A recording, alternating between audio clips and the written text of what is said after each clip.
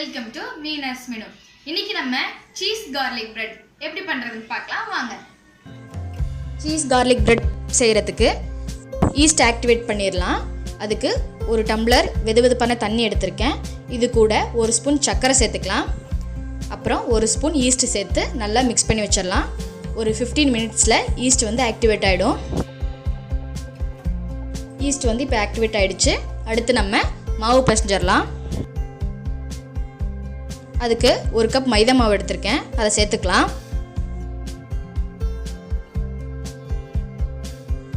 மாவு கூடயே கொஞ்சம் சில்லி ஃப்ளேக்ஸ் சேர்த்துக்கலாம் காரத்துக்காக. அப்புறம் தேவையான அளவு உப்பு சேர்த்துக்கலாம்.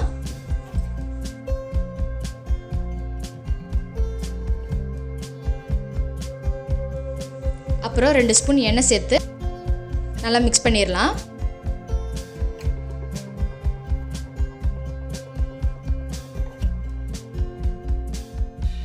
ஈஸ்ட் நம்ம மாவு புளிக்க வைக்கிறதுக்காக தான் சேர்க்குறோம். அதுக்கு பதிலாக நீங்கள் புளிச்ச தயிர் கூட சேர்த்து நல்லா மாவு மிக்ஸ் பண்ணிடலாம்.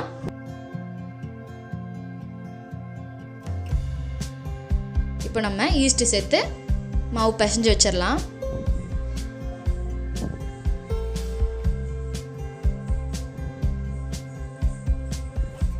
நல்லா இந்த மாதிரி சாஃப்டாக பிசைஞ்சு எடுத்துக்கலாம். இப்போ இதுக்கு மேலே எண்ணெய் தடவி ஒரு 1.5 மணி நேரம் ஊற வச்சிடலாம். அப்போ தான் நல்லா மாவு டபுள் ஆகி வரும். சுற்றி எண்ணெய் தடவிடுங்க. டபுள் ஆகும்போது அது மேலே ஒட்டிடும். இப்போ நம்ம 2 ஸ்பூன் பட்டரை மெல்ட் பண்ணி வச்சுருக்கோம். இது கூட கார்லிக்கும் கொஞ்சமாக கொத்தமல்லியும் சேர்த்து நல்லா மிக்ஸ் பண்ணி வச்சிடலாம்.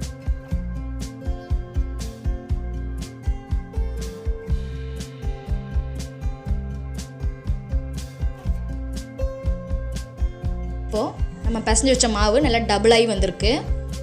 இதை லைட்டாக பிசைஞ்சிட்டு கிராக் இல்லாமல் உருண்டை பிடிச்சி வச்சிடலாம்.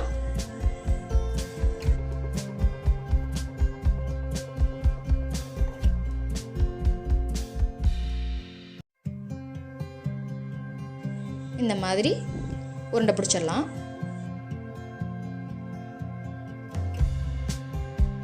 இப்போ நம்ம இதை விரிச்சிடலாம்.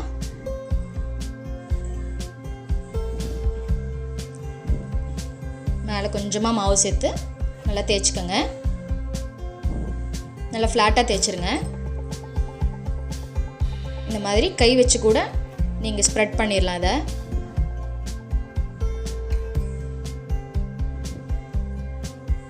இப்போது நடுவில் நம்ம மெல்ட் பண்ணி வச்சுருந்த பட்டரை இது கூட சேர்த்துக்கலாம். நடுவில் மட்டும் ஸ்ப்ரெட் பண்ணிவிடுங்க. கார்னரில் நம்ம சீல் பண்ணணும்.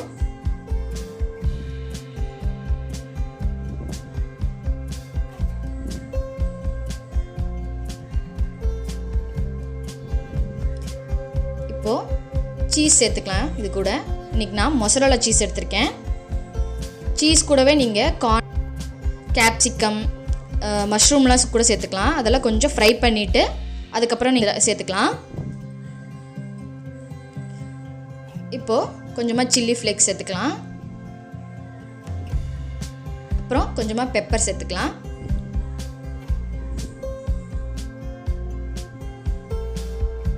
இது கூட நீங்கள் மிக்ஸ்டு ஹெர்ப்ஸ் கூட சேர்த்துக்கலாம். இப்போ நம்ம இதை சீல் பண்ணிடலாம். இந்த மாதிரி மடித்து கார்னரை நல்லா சீல் பண்ணிவிடுங்க.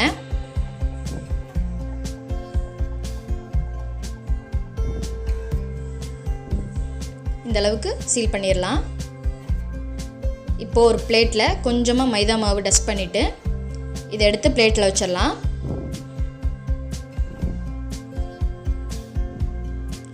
அப்புறம் மீதம் இருக்கிற பட்டரை இதில் சேர்த்துடலாம். மேலே நல்லா அப்ளை பண்ணிவிடுங்க. மேலே நல்லா காயாமல் நல்லா சாஃப்டாக வரும். அப்புறம் கொஞ்சமாக சில்லி ஃப்ளேக்ஸ், பெப்பர் சேர்த்துக்கலாம்.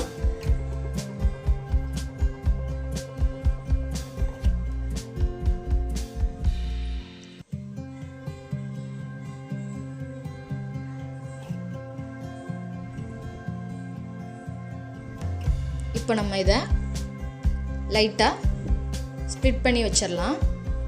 மேலே இருக்கிற லேயரை மட்டும் ஸ்ப்ளிட் பண்ணிடலாம். அப்போ தான் உள்ளே இருக்கிற சீஸ் வந்து நல்லா மெல்ட் ஆகும். இந்த மாதிரி ஸ்ப்ளிட் பண்ணிவிட்டு அடுத்து நம்ம இதை பேக் பண்ணிடலாம். அதுக்கு ஒரு வெயிட்டான கடாய் எடுத்துக்கோங்க. அதுக்குள்ளார ஒரு ஸ்டாண்டு வச்சிடலாம். மூடி போட்டு ஒரு 5 மினிட்ஸ் ப்ரீ ஹீட் பண்ணிடலாம். இப்போது ப்ரீ ஹீட் ஆகிடுச்சு. இப்போ நம்ம பிளேட் எடுத்து உள்ளே வச்சிடலாம். உள்ளே வச்சு மூடி வச்சுருங்க. இது 15லேருந்து 20 மினிட்ஸ் வரைக்கும் ஆகும். அப்பப்போ செக் பண்ணிகிட்டே இருங்க. மேலே வந்து நல்லா சாஃப்டாக இருக்கணும், ட்ரை ஆகிடக்கூடாது. இப்போது நம்மளோட சீஸ் கார்லிக் பிரெட் ரெடி ஆகிடுச்சு. நான் மேலே கொஞ்சமாக பட்டர் சேர்த்துருக்கேன்.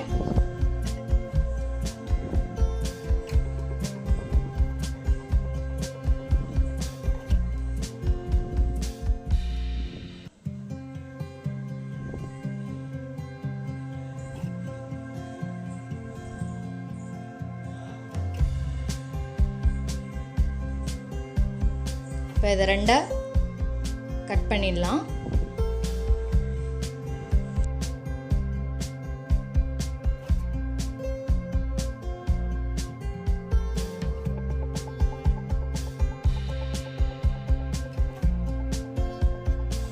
நல்லா சீஸாக இருக்குது.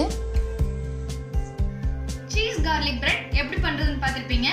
உங்களுக்கு இந்த வீடியோ பிடிச்சிருந்துச்சுன்னா லைக் பண்ணுங்கள், ஷேர் பண்ணுங்கள், கமெண்ட் பண்ணுங்கள். அப்புறம் மறக்காம என்னோட சேனலுக்கு சப்ஸ்கிரைப் பண்ணிவிட்டு பக்கத்தில் இருக்கிற